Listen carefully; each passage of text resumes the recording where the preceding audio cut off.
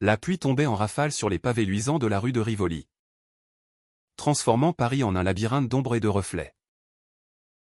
Antoine ajusta son écharpe, le cœur battant encore de l'audience qu'il venait de remporter au palais de justice. 15 ans à plaider pour les invisibles, les oubliés des contrats impitoyables. Et ce soir, une victoire amère contre une multinationale qui avait ruiné des familles entières.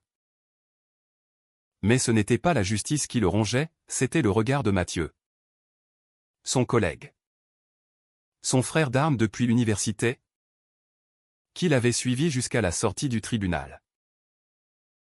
Antoine. Attends-moi. Il faut qu'on parle. Maintenant. La voix de Mathieu tremblait. Un son qu'Antoine n'avait jamais entendu. Comme si le monde entier se fissurait sous leurs pieds. Ils s'engouffrèrent dans un café étroit. Le genre d'endroit où les miroirs anciens renvoient des visages fatigués et des secrets bien gardés. Antoine commanda un café noir. Ses mains encore tachées d'encre des dossiers. Tandis que Mathieu fixait le sol, ses épaules voûtées sous son trench usé. 15 ans. Antoine. 15 ans que je te regarde plaider. Que je ris avec toi aux soirées arrosées du cabinet. Que je t'écoute geindre sur tes amours foireux avec ces femmes qui ne te méritent pas. Antoine rit nerveusement, pensant à une blague sur leur nuit blanche. Mais le silence qui suivit fut un coup de poignard. Mathieu leva les yeux, humide, et murmura « Je t'aime ». Pas comme un ami. Comme un homme aime un autre homme. Depuis le premier jour. À la fac. Quand tu as défendu ce gamin queer contre les brutes du dortoir. Le monde d'Antoine s'effondra en un instant. Il revit les flashs, les bières partagées au Marais. Les voyages improvisés à Deauville sous des ciels pluvieux. Les confidences chuchotées lors des enterrements de clients perdus. Mathieu. Toujours là. Solide comme un chêne normand. Avec son sourire en coin et ses yeux verts qui perçaient les armures. Mais l'amour? Antoine sentit une nausée monter. Pas de dégoût au nom. Jamais ça omet d'une peur viscérale. Celle de briser l'unique encre de sa vie. Mathieu. Putain. Pourquoi maintenant? Sa voix se cassa. Et il se leva d'un bond, renversant la tasse. Le café se répandit comme du sang sur la table. Un présage qu'il ignora en fuyant vers la nuit parisienne. Les jours suivants furent un tourbillon de déni et de silence. Au cabinet. Rue Saint-Honoré. Antoine évitait les couloirs où Mathieu arpentait. Dossier sous le bras. Son pas habituel alourdi par une tristesse palpable. Le cabinet Lévy et Associés. Ce bastion de la défense des droits humains. Bourdonnait d'affaires urgentes, un procès pour discrimination transgenre. Une bataille contre l'homophobie institutionnelle. Ironie cruelle? Pensa Antoine en relisant ses notes sur l'amour interdit dans le droit familial. Il avait 42 ans. Divorcé depuis 5 ans d'une femme qu'il avait aimée sans passion. Père d'une fille de 10 ans. Élise. Qui vivait avec sa mère à Lyon. Sa vie était un équilibre précaire. Entre plaidoiries enflammées et dîners solitaires devant des films de Truffaut. Où les amours contrariés le laissaient toujours avec un goût de regret. Pourtant. Les souvenirs affluaient. Traître. Ils se rappelaient leur premier stage. En 2009. Dans un petit cabinet de Montmartre. Mathieu. Frais émoulu de Sciences Po. Avec ses cheveux en bataille et son idéalisme forcené. On va changer le monde? Antoine. Pour les gays. Les lesbiennes. Tous ceux que la loi crache au visage. Ils avaient festoyé cette nuit-là dans un bar underground du quartier latin. Dansant au milieu d'une foule arc-en-ciel. bière à la main. Antoine avait ri. Avait enlacé Mathieu dans un élan fraternel, ignorant le frisson qui avait traversé l'air. Était-ce déjà là? Était-il aveugle depuis si longtemps? Une semaine après la confession, Antoine céda. Il envoya un message laconique, chez moi. Ce soir. 20h. On parle. Son appartement. Au 5e étage d'un immeuble haussmannien près de l'Opéra. Était un havre de livres et de vinyles, Sartre empilés sur des étagères. Miles Davis murmurant dans l'ombre. Quand Mathieu frappa, Antoine ouvrit la porte. Le cœur en vrac. Ils s'assirent sur le canapé râpé. Un verre de Bordeaux entre eux. Je ne sais pas quoi dire. Mathieu. Tu es tout pour moi. Mais ça, c'est un gouffre. Mathieu posa sa main sur la sienne. Un geste si naturel qu'Antoine ne la retira pas. J'ai attendu. Antoine. Attendu que tu divorces. Que tu regardes enfin en face ce que je vois depuis 15 ans, un homme qui se ment à lui-même. Tu n'as jamais aimé ces femmes comme tu pourrais m'aimer. La nuit s'étira en confession. Mathieu parla de ses propres luttes, un coming out raté à 20 ans. Une famille bourgeoise de Bordeaux qu'il avait reniée. Des amants éphémères pour combler le vide. Antoine écouta. Les larmes aux yeux. Et pour la première fois, il osa, et si j'étais comme toi? Et si j'avais peur? Leurs lèvres se frôlèrent alors. Hésitantes. Dans la lueur tamisée d'une lampe. Ce n'était pas un baiser de feu. Mais une promesse fragile. Un pont jeté sur l'abîme. Pourtant. Au matin. La réalité reprit ses droits. Élise appelait pour son anniversaire. Et Antoine, en la voyant sourire à l'écran, se demanda comment avouer à sa fille que son père aimait un homme. Les semaines suivantes furent un ballet maladroit de tendresse volée. Des dîners tardifs au cabinet, où leurs regards s'attardaient trop longtemps sur les dossiers partagés. Une escapade à Versailles. Sous prétexte d'une recherche historique pour un procès sur les droits patrimoniaux des couples homosexuels. Là, dans les jardins impeccables, Mathieu glissa sa main dans celle d'Antoine. Et pour un instant, le monde s'effaça. Imagine-nous ici. Dans une autre vie, murmura-t-il. Antoine rit. Mais intérieurement, une ombre grandissait, le cabinet. Les collègues. La société française si progressiste en façade. Mais si impitoyable en sous-main. Et puis, il y avait Paul. L'associé principal. Un homme au sourire carnassier qui flairait les faiblesses comme un requin. Paul Lévy. 60 ans. Pilier du barreau parisien. Avait bâti sa réputation sur des victoires flamboyantes contre les conservatismes. Mais Antoine savait son secret, une liaison discrète avec un jeune stagiaire.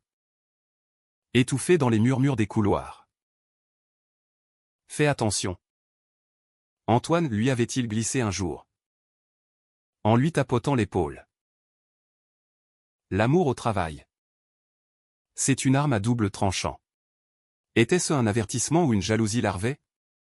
Antoine chassa la pensée, se concentrant sur Mathieu.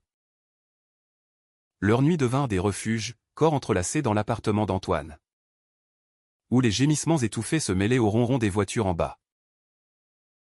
Mathieu était patient. Passionné. Ses caresses comme des plaidoiries pour l'âme d'Antoine. Tu es à moi. Maintenant, chuchotait-il. Et Antoine y croyait. Presque. Mais le doute s'insinuait. Lors d'une soirée du cabinet. Au Fouquet's. Sous les lustres étincelants. Antoine surprit Mathieu en conversation animée avec un client. Un galeriste homosexuel notoire. Aux yeux pétillants. Rire partagé. Mains effleurées. Jaloux? Ridicule. Se dit Antoine. Pourtant. Cette nuit-là. Au lit. Il demanda, tu m'aimes vraiment? Ou c'est juste la routine qui t'a poussé? Mathieu se raidit. C'est toi qui doutes. Antoine. Toi qui te caches encore. Les mots blessèrent. Et le silence s'installa. Un prélude à la tempête. L'automne enveloppa Paris d'un manteau ocre. Les feuilles mortes craquant sous les pas pressés des passants.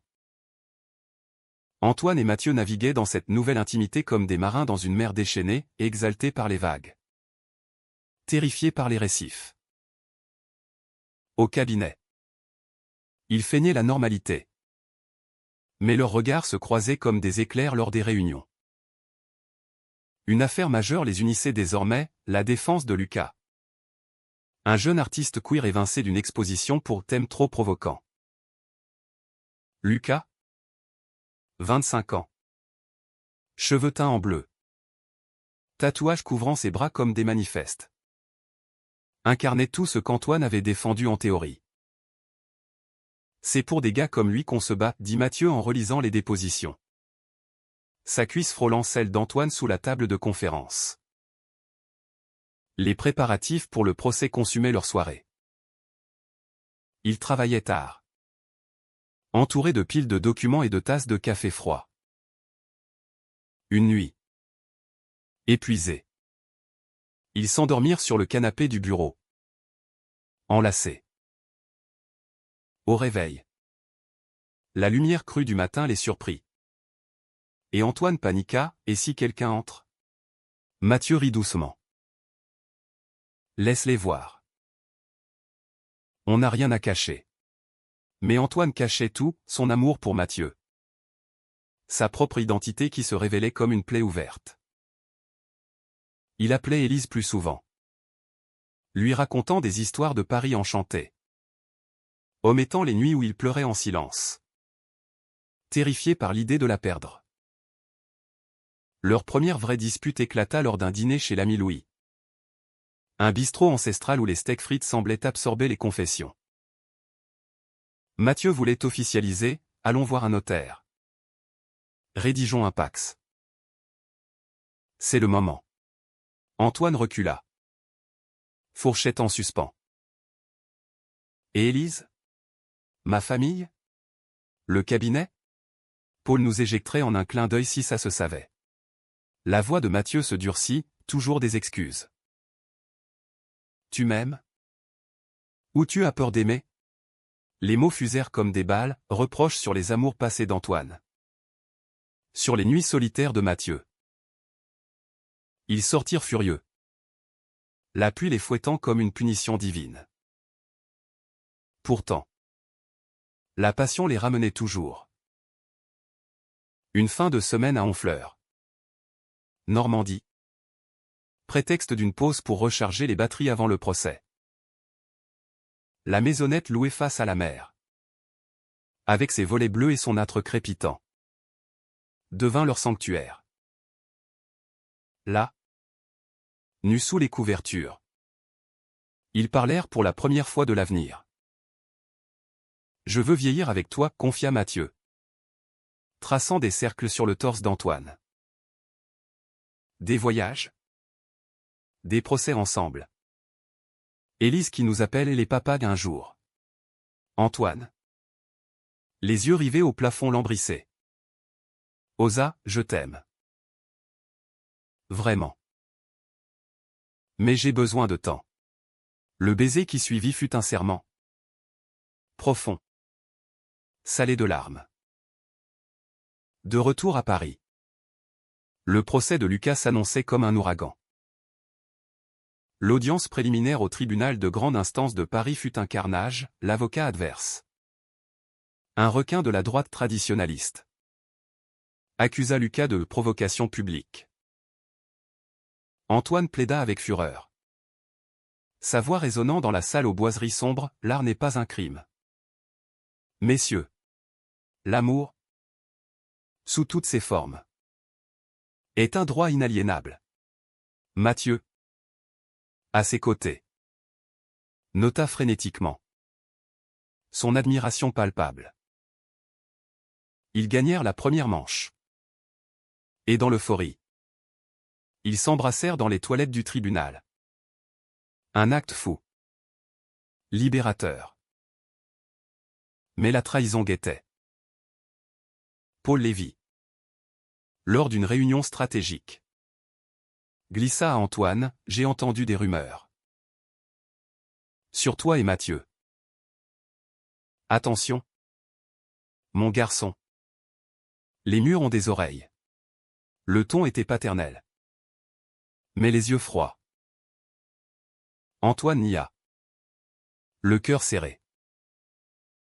Était-ce Paul qui murmurait? Ou pire, Mathieu? Pour le forcer à sortir du placard, la paranoïa s'installa. Il fouilla le téléphone de Mathieu une nuit.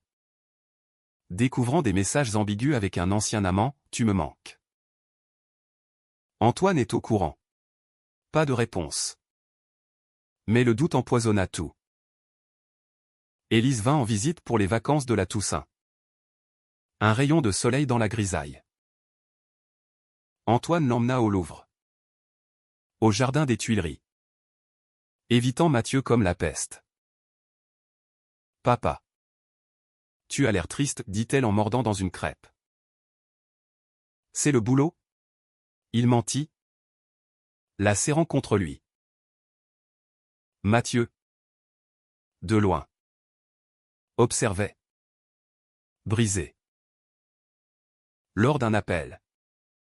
Il craqua, « Tu me caches à ta propre fille? C'est ça. Ton amour? » Antoine raccrocha. En larmes. Le procès de Lucas atteignit son apogée une semaine plus tard. La salle était bondée, militants LGBTQ+. Journalistes. Familles éplorées. Antoine et Mathieu tag-teamèrent leur plaidoirie. Un duo imparable. La liberté d'expression n'est pas négociable, tonna Antoine. Mathieu ajouta. Voix chevrotante, parce que derrière chaque toile, il y a un cœur qui bat pour être vu. Victoire retentissante, Lucas exposerait. Dans les couloirs. Ils s'enlacèrent, oubliant le monde. Mais Paul les attendait. Sourire figé, félicitations. Mais votre proximité risque de compliquer les choses. Réfléchissez-y. Cette nuit-là, l'amour explosa en une étreinte violente. Presque désespérée. Corps en sueur. Griffures. Murmure de « pardon » et « je t'aime ». Pourtant, au matin, Antoine trouva une lettre sur la table, « Je pars à Bordeaux. Pour réfléchir. Ne me cherche pas. » Signé Mathieu. Le vide fut abyssal. Antoine erra dans Paris. Des halles au Père-Lachaise. Cherchant des signes dans les graffitis arc-en-ciel. La trahison? Non. C'était la sienne. Son inaction qui avait poussé Mathieu au bord du gouffre. L'hiver s'abattit sur Paris comme un verdict implacable. La Seine gelée en apparence. Les lumières de Noël masquant à peine les fissures des âmes. Mathieu avait disparu depuis 3 semaines. Laissant Antoine dans un brouillard de regrets et de plaidoiries mécaniques. Le cabinet bourdonnait toujours, nouvelles affaires. Un recours en discrimination pour un couple gay spolié de leur héritage. Antoine menait les débats d'une main tremblante. Son éloquence intacte mais son feu intérieur éteint. Paul, sentant la faiblesse, le pressait, « Reprends-toi. Antoine. On a besoin de toi entier. » Entier? Il ne l'était plus depuis que Mathieu avait emporté une partie de son cœur à Bordeaux. Élise. Repartie à Lyon. Envoyait des messages joyeux, photos de son école. De sa mère enceinte d'un nouveau bébé. Papa. Quand est-ce que tu viens? Et ton ami Mathieu? Antoine répondait vaguement. La gorge nouée. Il fouillait les réseaux. Stalquant le profil de Mathieu, une photo solitaire sur les quais de la Garonne. Légende réflexion solitaire. Pas un mot pour lui. La jalousie le rongeait, imaginait-il Mathieu dans les bras d'un ex. Riant aux chandelles? Ou pire? Brisé. Seul avec ses fantômes familiaux? Une nuit d'insomnie. Antoine craqua. Il prit le TGV pour Bordeaux. Billet impulsif. Cœur en bandoulier. La ville, avec ses façades ocre et son vin corsé, l'accueillit comme un reproche. Il trouva l'adresse de Mathieu via un collègue commun, une petite maison en pierre près du quartier des Chartrons. La porte s'ouvrit sur un Mathieu amaigri. Barbe naissante. Yeux cernés. « Qu'est-ce que tu fous là » grogna-t-il. Mais il ne referma pas. Ils s'assirent dans un salon encombré de livres juridiques et de bouteilles vides. « Je suis désolé, balbutia Antoine. Pour tout. Pour avoir eu peur. » Mathieu écouta. Impassible. Puis explosa, « Peur de quoi? De m'aimer? Ou de ce que ça fait de toi ?» Les mots déferlèrent, les années d'attente. Les nuits à feindre l'amitié. La confession comme un saut dans le vide. Je t'ai aimé en silence. Antoine. Et toi? Tu m'as rendu invisible. Antoine pleura. Avouant son propre chaos, l'enfance à Rouen. Élevé par une mère veuve qui prêchait la normalité. Les flirts adolescents refoulés. Le mariage comme armure. Je suis gay. Mathieu. Grâce à toi. Je le sais. Mais j'ai si peur de tout perdre. La réconciliation fut lente. Comme un vin qui mûrit. Ils marchèrent le long de la Garonne. Mains dans les poches. Parlant de tout et de rien. Mathieu confia son coming out forcé, « Mon père m'a traité de perversion. Ma sœur seule m'a soutenu. » Antoine. En retour. Parla d'Élise, « Je veux qu'elle te connaisse. Comme mon amour. » Ce soir-là.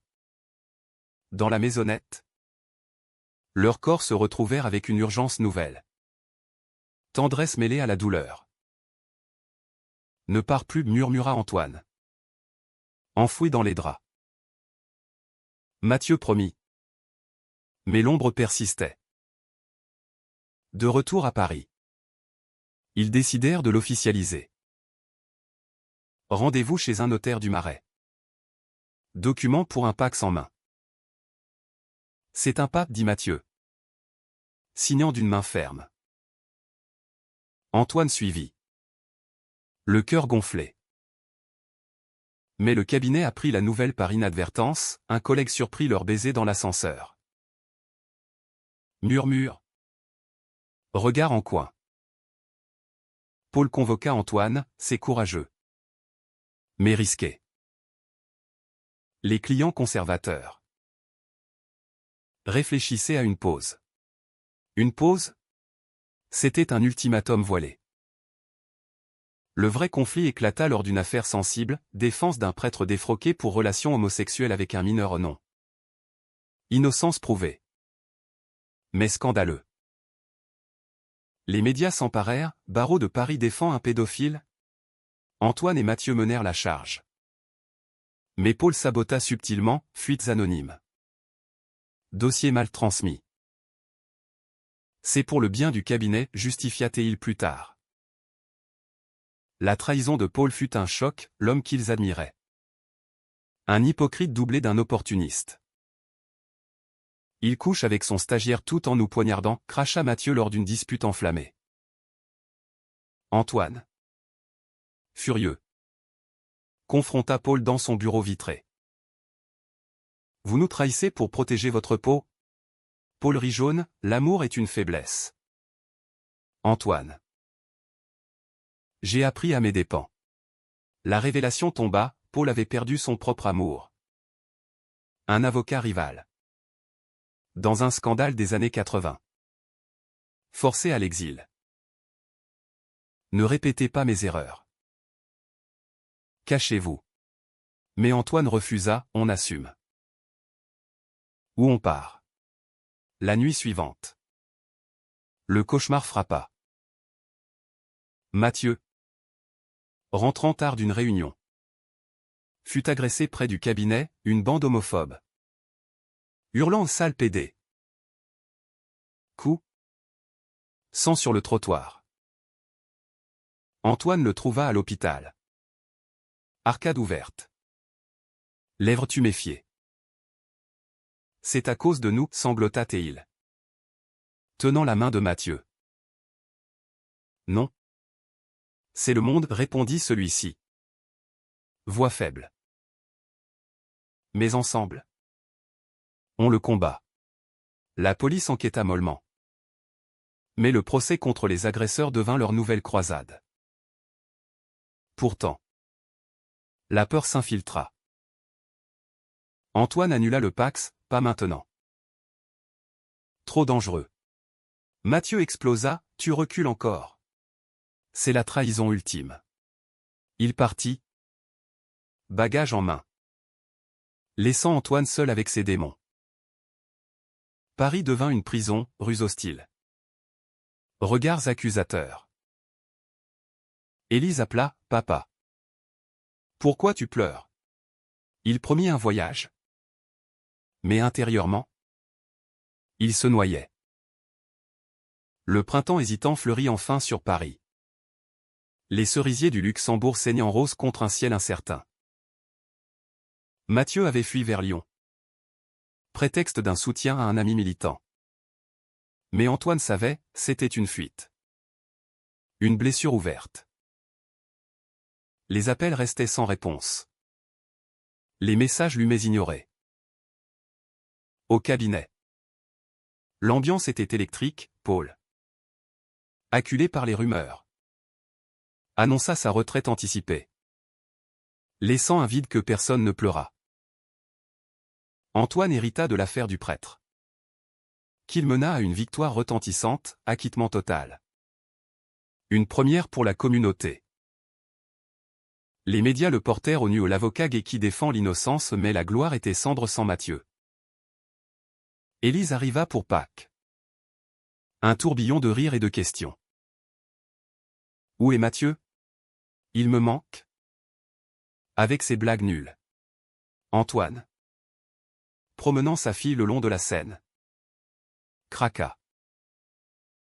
Assis sur un banc près du pont des Arts. Il avoua, papa aime Mathieu. Comme un amoureux. Élise. 8 ans message. Le serra fort. C'est cool. Papa. Comme dans les films. Le soulagement fut un baume. Mais la solitude persistait. Il écrivit une lettre à Mathieu. Des pages manuscrites, je t'ai trahi par peur. Reviens. Je signe tout, Pax. Coming out. Le monde entier. La lettre partit. Et l'attente commença. Antoine plongea dans le travail. Prenant une affaire explosive, discrimination contre un couple lesbien immigré. Menacé d'expulsion. Mais le vrai drame se noua quand il apprit la trahison de Mathieu ou ce qu'il crut tel. Un collègue, jaloux, lui montra des photos, Mathieu à Lyon. Enlacé avec un bel inconnu lors d'une manif Pride. Ton amant a trouvé mieux, ricana Théil.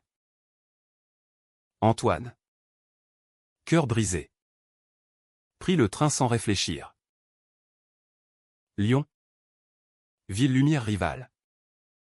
L'accueillit sous une pluie battante. Il trouva Mathieu dans un café du Vieux-Lyon. Traboules humides et lumière tamisée. L'inconnu était là, un militant. Ami proche. Pas un amant. Tu crois que je te tromperais, hurla Mathieu. Livide. Après tout ça? La dispute fut cataclysmique, accusations volèrent. Larmes coulèrent. Verre brisé. Tu m'as quitté. Tu as annulé le Pacs, cria Mathieu. Antoine s'effondra, j'avais peur pour toi. Pour nous. Ces agressions.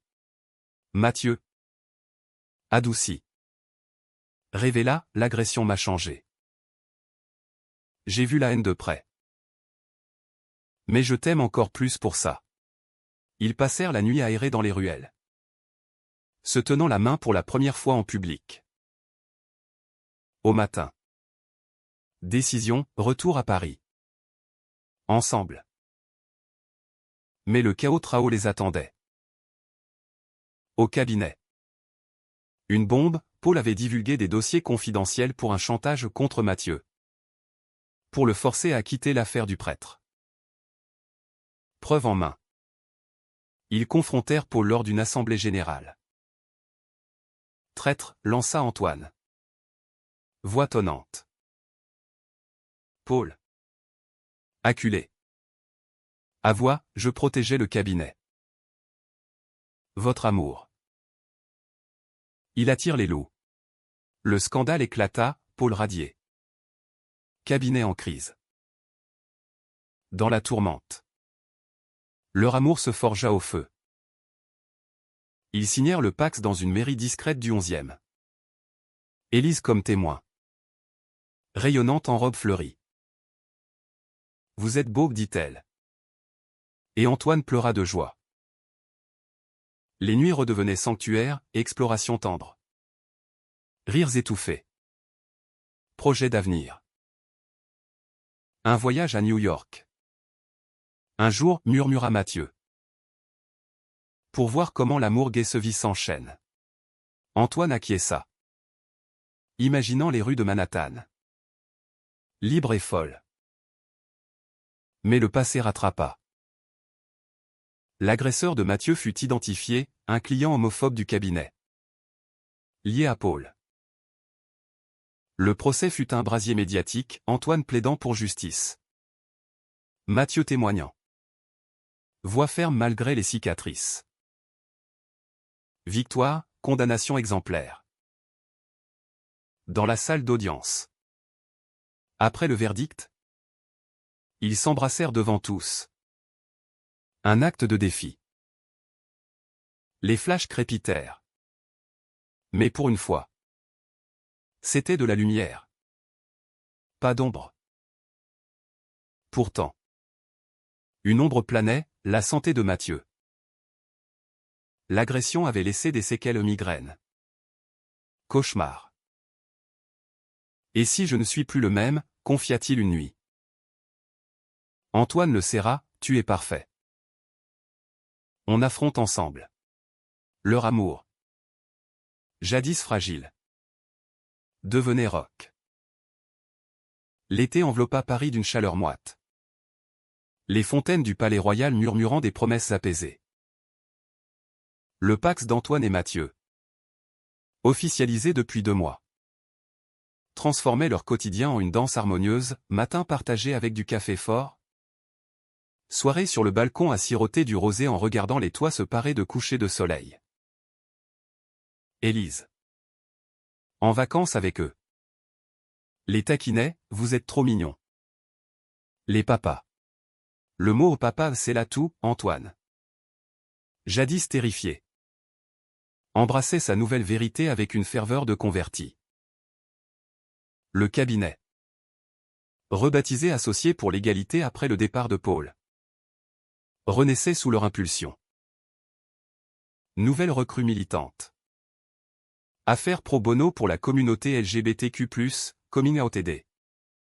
Famille recomposée protégée. Mathieu. Promu associé.